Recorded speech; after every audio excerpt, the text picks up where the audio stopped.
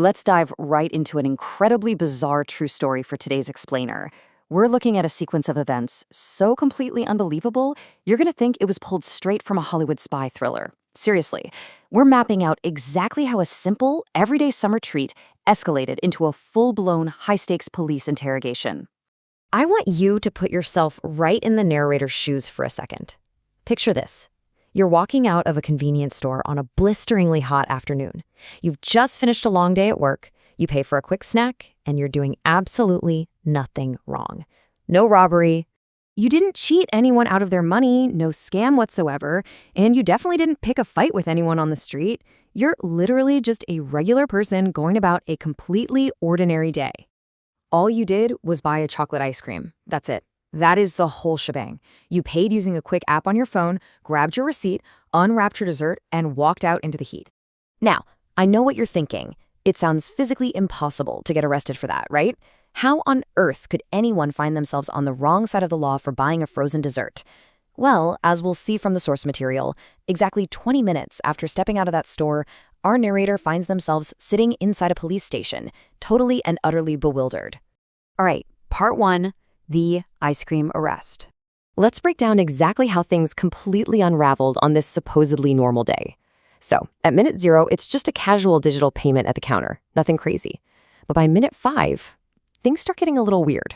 The narrator unwraps the ice cream and notices a guy standing outside just staring at him. And not like a quick glance, but a really intense stare. 5 minutes after that, a second guy joins in. By minute 20, out of nowhere, a police jeep pulls up right beside him. 2 officers jump out and demand to know exactly where that dessert came from. At first, the narrator genuinely laughs it off. I mean, anyone would. You'd assume it's just a simple case of misidentity. But then, after pointing back toward the convenience store, the officers exchange this really serious look. And the narrator is immediately hit with this absolute gut punch of a statement. You're under investigation. Just like that, the laughing stops. So, moving on to part 2, the smuggling network. Okay, so they arrive at the police station and nobody explains a single thing. The cops just straight up confiscate his phone, his wallet, and, bizarrely enough, the half-eaten ice cream itself. Imagine sitting in that tiny room, constantly asking, "What did I do?" only to get hit with hours of deafening silence. The confusion is just mounting. Finally, the door creaks open. An officer walks in, places the messy, melted ice cream wrapper right in the dead center of the interrogation table, looks our narrator dead in the eye, and asks a pretty pivotal question. The narrator is completely lost at this point. He gives literally the only logical answer he can think of. Chocolate? But the officer doesn't even crack a smile. This is definitely not a joke to them. Instead, the officer pulls out a pair of scissors and very carefully cuts open the cardboard sleeve of the wrapper. And this just brilliantly highlights the sheer absurdity of the whole situation. On the one hand, what you and I expect to find in an ice cream wrapper is, maybe some melted chocolate or condensation. But the reality of what the police actually found, a tiny encrypted memory card tucked perfectly inside that cardboard sleeve. In that split second, it's revealed that the narrator had allegedly stumbled right smack into the middle of a massive international data smuggling operation. These criminals were using randomly selected ice cream packages as dead drops for encrypted data, and the narrator, well, he just happened to buy the loaded one. Which brings us to part 3, the CCTV exoneration. So for 3 agonizing days, he's the prime suspect in this massive crime ring. He's judged by social media, shunned by friends. It's a total nightmare. But finally, investigators pull the hidden security camera footage from directly above the store's freezer. And they discover this absolutely staggering sequence of wrong place, wrong time coincidences. Step 1. A guy walks in right before the narrator and secretly swaps a normal ice cream for the one holding the memory card. Step 2. Literally minutes later, the narrator walks in and grabs that exact swapped ice cream purely by chance. Step 3. The footage shows that one of those staring men outside was the actual criminal waiting for the handoff, and the second guy was an undercover cop. The criminal thought our narrator was his buyer, and the cop thought he was a smuggler.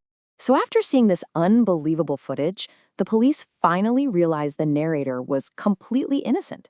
He was released without charges, 0 criminal record, and just got a simple apology for 3 days of absolute terror. But then, and this is where it gets incredibly strange, on his way out, a senior officer quietly hands the memory card right back to him. When the narrator asks why on earth he would want to keep criminal evidence, the officer just smiles and says, they already copied the data, so technically you still own the ice cream. All right, let's wrap this up with part 4, the vanishing evidence. Super relieved, our narrator walks out of the station, spots a dustbin, and tosses what he thinks is the memory card right inside, just wanting to put the whole ordeal behind him, right? Well, a full week goes by. He's going to do laundry, checks the pocket of his jeans, and his fingers brush against something small and hard. You guessed it, it's the memory card. In his panicked rush outside the station, he had reached into his pocket and thrown away a coin instead. Driven by intense curiosity, and honestly probably a good bit of dread, he takes the card and plugs it into his old laptop. He opens the drive. And there are no encrypted videos, no massive, smuggled document folders. There is just a single text file. And when he clicks it open, it contains this exact chilling sentence. If you're reading this, they never found the real data. I mean, can you imagine? Panic instantly sets in all over again. He immediately unplugs the drive and calls the cops. The authorities bring him back in, and their forensic team searches the card for a second time. But they find absolutely nothing. The card is completely empty, the text file has vanished without a single trace, and the forensic experts, they actually insist that, digitally speaking, the file had never even existed on that hardware in the first place. We really have to end this explainer with a lingering sense of total paranoia.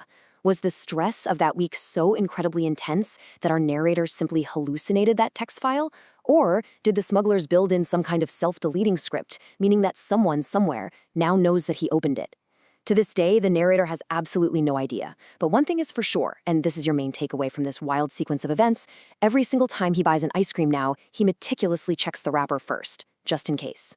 Seriously, what would you do if you found that file? It's a question that'll definitely make you double-check your next dessert.